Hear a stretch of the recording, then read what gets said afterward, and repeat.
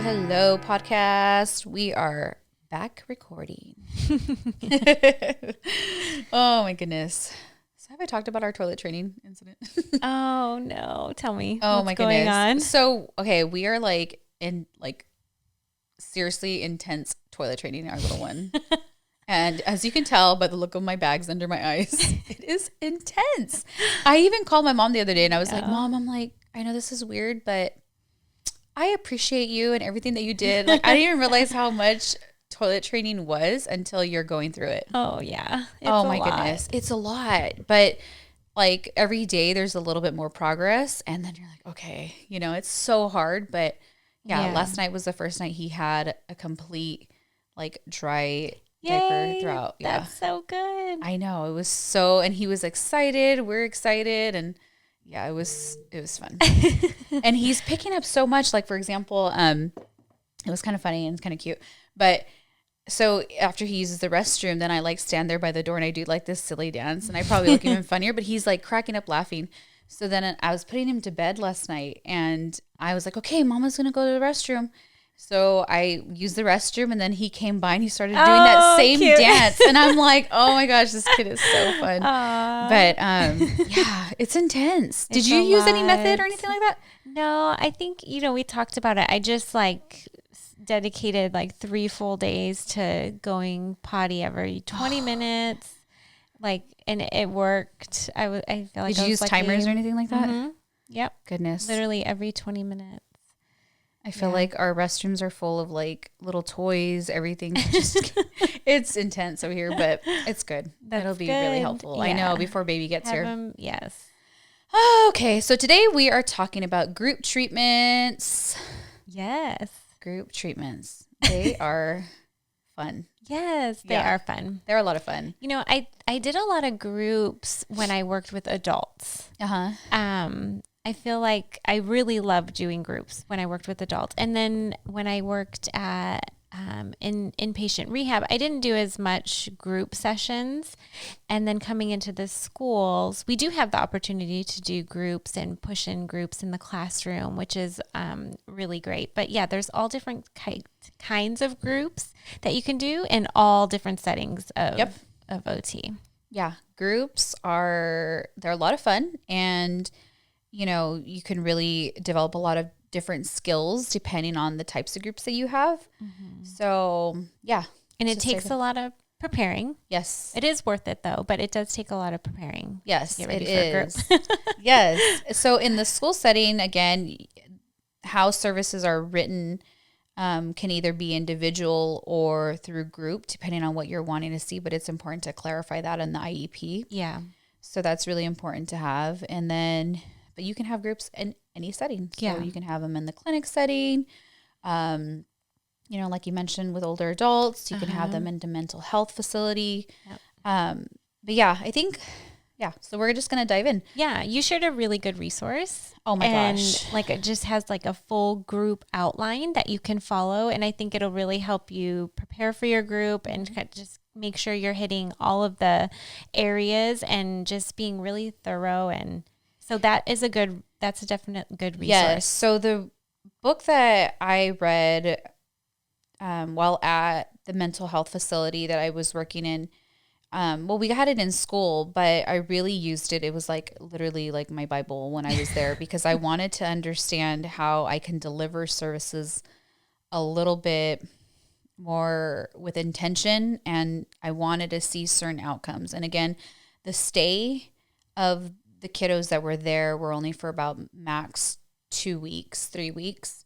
And so I knew I wanted to get a lot within a short period of time. But again, it's based on so many different factors. Mm-hmm. And we'll talk about how and when you're choosing participants in the group and why you might be either avoiding group therapy with that specific kiddo or adult, or why you would want that to happen. Mm-hmm. But it's called Group Dynamics and Occupation Dynamics. There's, I believe, the 5th edition is out, or the 6th edition. I'm not quite sure.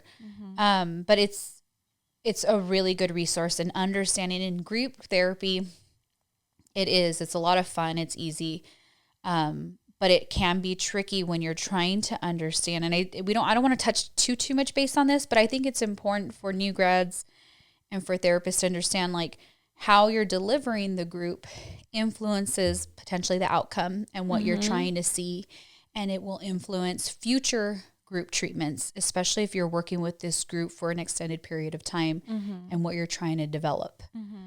Yep. So again, there's certain group outlines that you can have, but it would be based off your frame of references. We're only going to touch base on 3 right now, but it is important to be mindful about some of that as far as how that really drives the purpose of the group, the goals, the outcomes, and how you're delivering it, the type of leadership role that you're playing within that group. So, for example, the frame of reference could be sensory motor, right? It could be developmental, which is a little bit more directive. And you can go into full detail as far as how that would look. And there's different stages within developmental group. It could be a psychodynamic group. And so, again, I don't want to go into too much detail about that, but I do think it's important to be mindful that that does deliver and change how you're planning your groups and what type of activities you're planning your groups with, because again, you want to be able to understand that in a sense so you can really see the outcomes that you're wanting to see. Yeah. Yeah. So next on the outline, if we're going to kind of follow an outline, like you said, it is really helpful. So then you're going to come to what is the purpose of your group? Yeah. Like that's so important. Why are you there? Yeah. Again, you're looking at what do you want to see from it? Yeah. And how it's affecting and influencing the entire group participants. So, again, it's not something where intervention is one size fits all. You're really going to look at the clients that you're putting into the group. So, even if you're in the school setting, like for example, if I'm in the school setting, I'm like, if I know that Johnny is a really good helper, and I know that, you have Christy who's in the group as well too. And I'm totally making up all these names.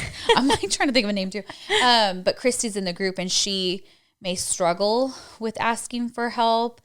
That may be something that you're wanting, that support and that collaboration to build on some of those social skills.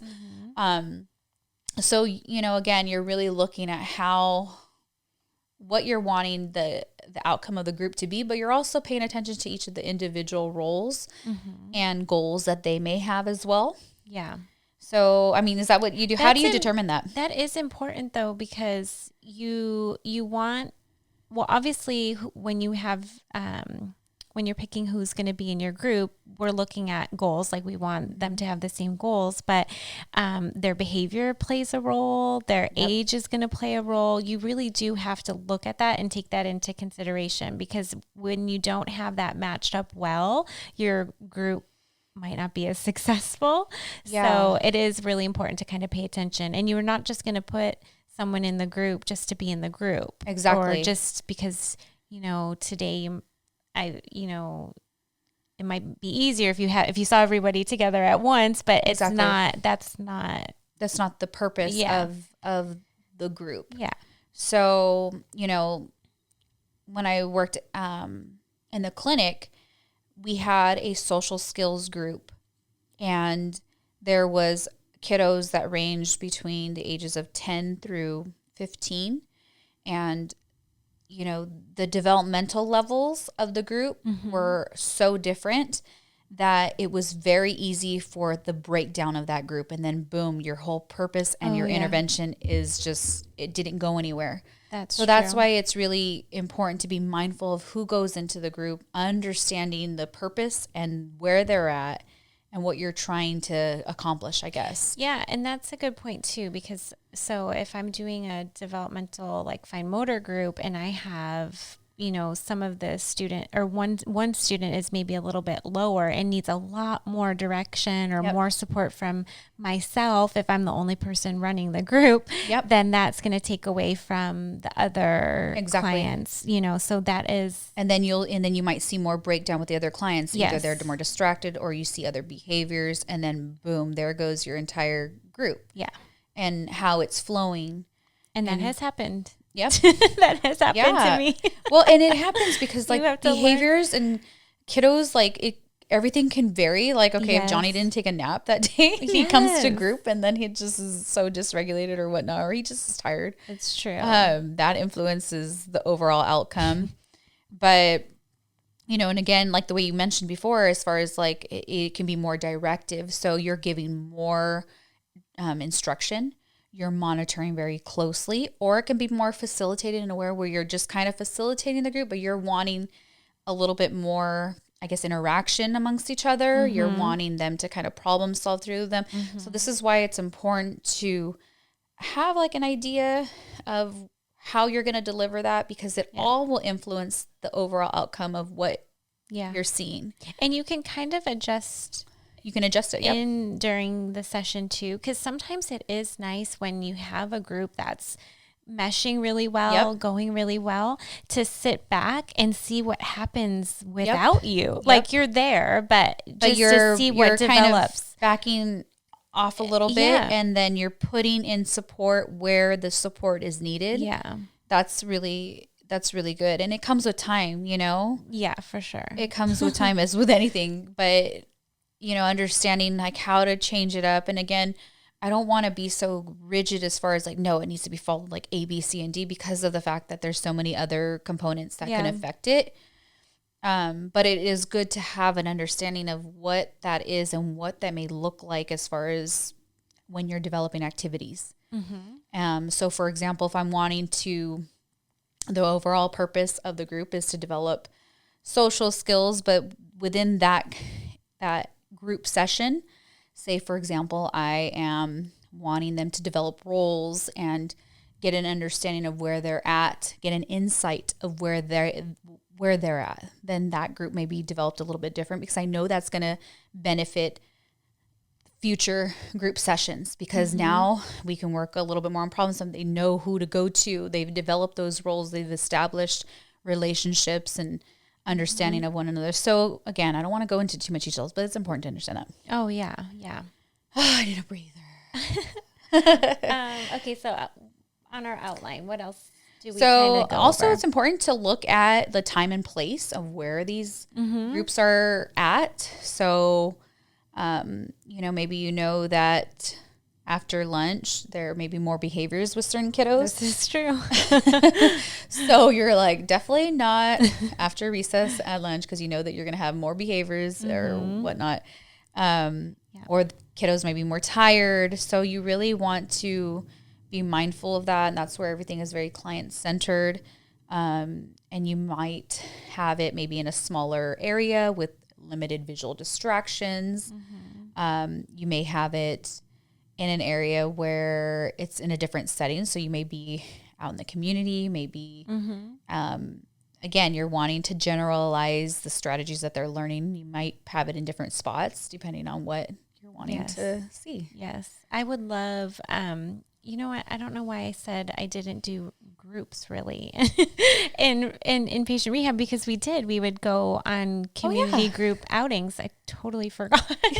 But those Where did you were guys my go? favorite. Oh my gosh. We would go, it depended obviously on the kiddos that we had. And sometimes we would go bowling. We would go shopping, That's so out fun. to eat. Oh my gosh. And those were so much fun. Oh, I love groups. Those were fun. And then when I worked in inpatient at the rehab with adults, cooking groups for sure were my favorite. oh my gosh. That's how I found out about OT, other than I remember I said, I was I thought it was all hands, but they were making brownies together and it was so much fun. Yeah. And it's really, it's fun, but it's really important for them to have that opportunity before they go home and maybe they're living on their own again to see that they can, get back in the kitchen. They're going to be able to take care of themselves again, and, giving them tips and things how to do that safely. But it's really important. But it's also really fun. It's so fun. I know at the mental health facility there was at, we would have like a morning group, and it was just kind of like an introduction to what they were doing during the day. And I would either, again, depends on, I didn't want to put like super loud music because, again, everybody's waking up. You're just kind of trying to go into the day. But I would put like basic, just videos, or we play some songs to kind of give an introduction to what was throughout the day. And it was so much fun. Like, I remember the kiddos, I played Tupac in one of my like little group, and they're just kind of like, what the heck? Tupac? But it really set the tone, and it influenced the next group sessions. But it's fun. You can really, it's a lot of fun. Supplies and cost.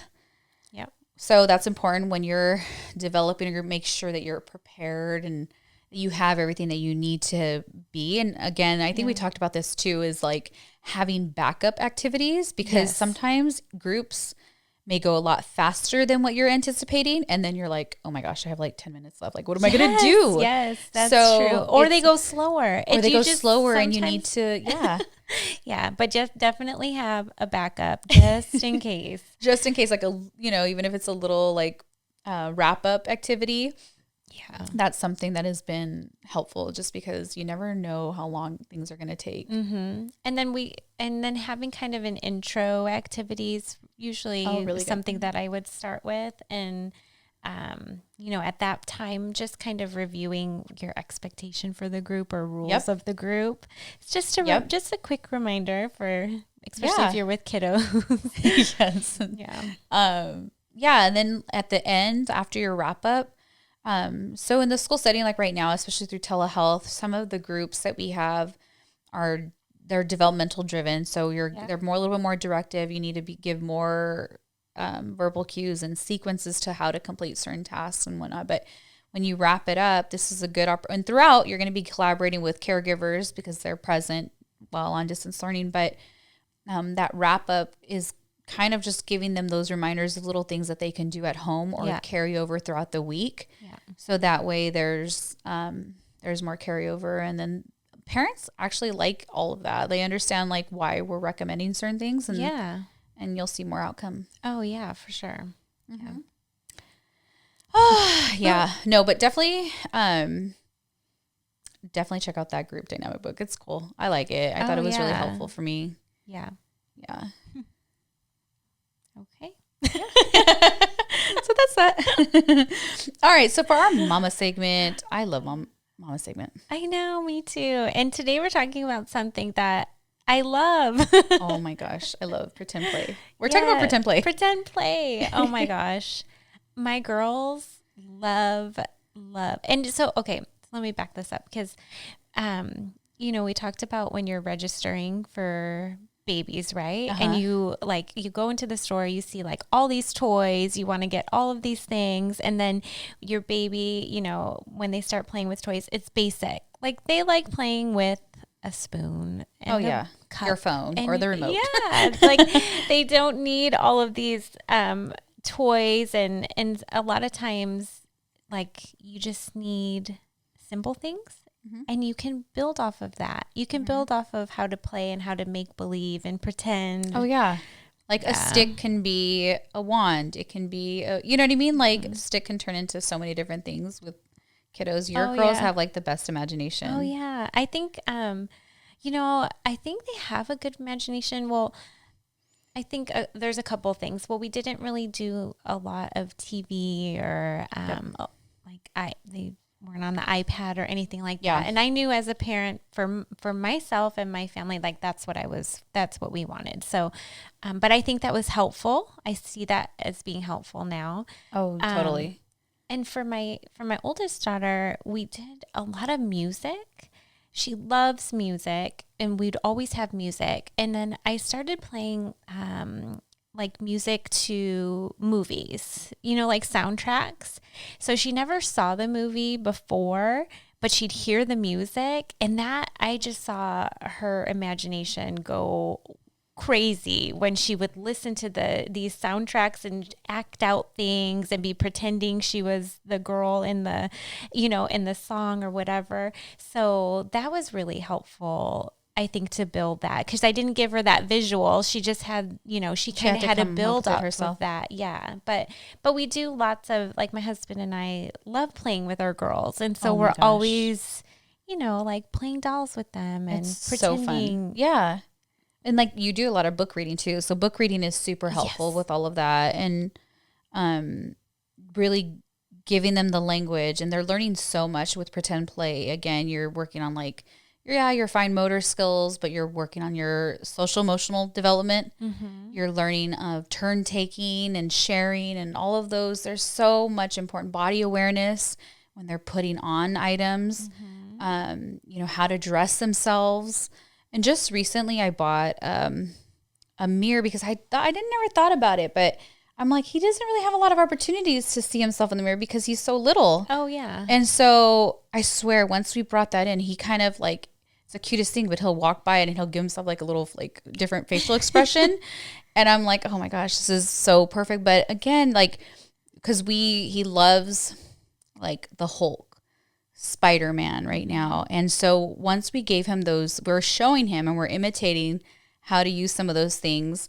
And he's seen some cartoons about it, but same with you. We try to limit it as much as possible. Right now, it's like, we're so busy. Sometimes we put in a little bit more than we should. I'm just going to keep it real. But at the same time, we try to limit it as much as possible. But he's like, he loves it. And when his cousins are over, he's like handing him like the Hulk hands, and then he's playing with them. It's fun. Yeah. I love it. So dress up items for kids that's awesome, like to have. So I had girls, obviously we have some princess dresses, almost all the right. That's how we are. I'm like, well, we have all of the Avengers.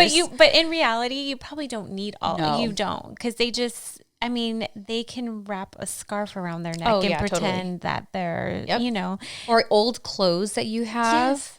Like you can put them just in a bin. My mom used to be a kindergarten teacher too. So she says, man, I used to put your dad's like old t-shirts in the, and you see the little boys walking around with like a little, a little shirt, but my mom was like, they love it. Even if it's like old prom dresses or anything you have. Oh yes. So fun. Old high heels, everything like that. So I don't know, there's so much you can go with play. Dress up was really fun. So, okay, besides dress up, for my girls, we had, and if you had a boy, they have like those little farmhouses, right? Yeah. And so for the girls, we had this little doll house that came with little people. And I remember when my daughters were little, we would just lay on the floor and practice, hi, how are you? And just practice them going to the living room and sitting down for food, and at that time when you're doing it when they're really young, same thing like we talked about before, they're just going to imitate you. Yep. And they're going to pick up on how you're talking, and you can add sounds. The sound effects. Mm-hmm. Yeah, all of that. So so a farmhouse is also really good because you can incorporate animals and noises and all that. Yeah, you can, there's so much that you can add in.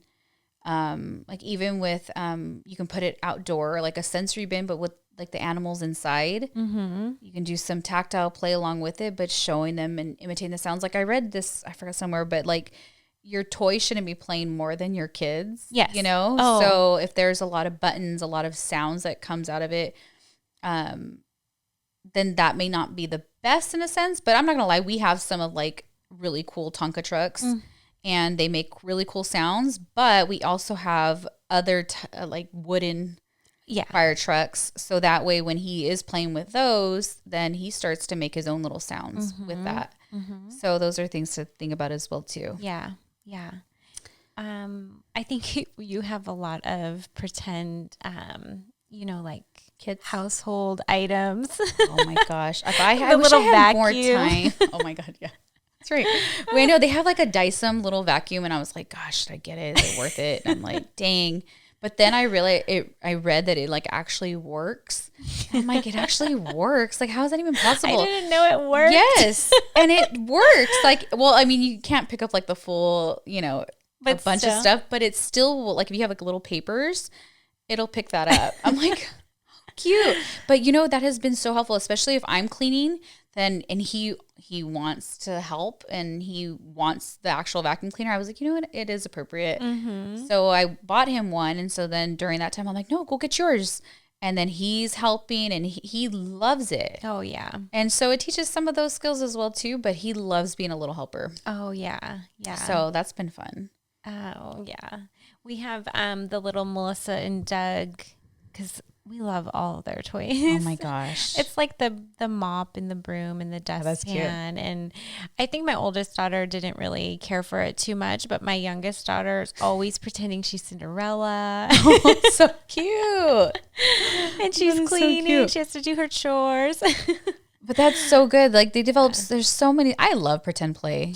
Yeah. And even, outside, it's so much fun. So the other day, my daughter's like, can we go on a bear hunt? And I'm like, yeah, what do we need? What are we doing? And she's like, her mind is just like, okay, let me see. This is going to be the bear's food and the bear's over there. And then you just join along with that. And then it's so funny because we were on like, it doesn't need to be scripted, it just can go with it. Go with it. My husband came home and my daughter's like, we're going on a bear hunt. So of course, right away, he's the bear and chasing us. And it's just like, it's so much fun when you can just join in and be on that level with them and play with them. It's just, it's a lot of, it's just fun. Like you're really able to see just how they're processing some of the information, how their problems are like, wait, but what if this happens? And then what if this happens? It's a lot of fun. You can, again, it doesn't have to be scripted. It doesn't have to be, well thought out. It could just be like, again, we kind of just put it there and it's unstructured play a lot of the times. And we give them opportunities. And again, we like to take it with when we go over to family members' house, and then that gives him something else to do, but it really promotes that relationship building as well. Mm-hmm. So those are also things to think about. Like we have, I don't know, before he was born, I had always like prayed that I would be a mom one day, and I wasn't a mom at that time, but I was like, gosh, if I have kids, I'm going to start now. I'm going to start collecting things, And I did. And I remember my husband be like, gosh, you have so much, like, I'm like, I know I'm like a little hoarder, but, I would go on like Teachers Pay Teachers, and they had a lot of really cool like kits that you can make, and there's different, like they have like the ice cream shop, and they give you menus, and then they have the different types of ingredients you can put on the sundae. So then you're working on letter recognition, all of those things, right? Yeah. But again, it doesn't have to be scripted, but I just was like, I'm curious. I want to see what that does, but you can make it a little bit more directed as far as what you're wanting to play with. And Melissa and Doug has so many amazing kits. So many. So and they're wooden. Yeah. So the girls have the sandwich, the counters. The deli Do you shop? have that? Oh my gosh. So I love it. I have some, before you leave, you literally have all. I'm going to give you some deli rep. So, okay. That's like one of my favorite things. So I like to like put bits and pieces from different things, but I don't know why I like building kits. Pretend play kits? You do. I do. But yeah, that deli kit is so cute. It's so cute. And so what I did, I took that, and just like you said, I made like a menu for the girls. Oh my gosh, yeah. And so we pretend they named it. It's Two Sisters Cafe if you want to come over. But they have their menu and they'll take turns. But it also, like you said, it's working on good skills, because my 3-year-old then has to sequence what I want on my sandwich and put it together and match it and get the right parts. There's like different breads. There's different meats. Yeah. And then you can cut the meats too, huh? I know. It's so cool. Too cute. And then for my older daughter, I have she does the cash register. So then now I can incorporate a little math, because she's learning how to add and subtract. So it's perfect. You can add in those little, just add on those little things to. Oh yeah, totally. And like, I don't know, but yeah, before you leave, I'm going to give you some deli sheets. I ordered them off Amazon because like I'll be randomly thinking like, oh, that'd be cute, man. And then you're working on again, bilateral coordination, all that stuff. But I'm like, it's so fun. Like, I don't know. But again, I'm just, those things I'm not going to, I'll imitate, but I'm not going to have it so structured. I'm like, no, you need to use it like this. Because again, you're trying to really allow them to expand their mind and their play skills. So you're kind of just directing it and just letting it happen, whatever they do with it. Yes. You know, and even, so I have like a cafe kit. Melissa and Doug has a really cute, like smoothie kit. They have a cute coffee kit.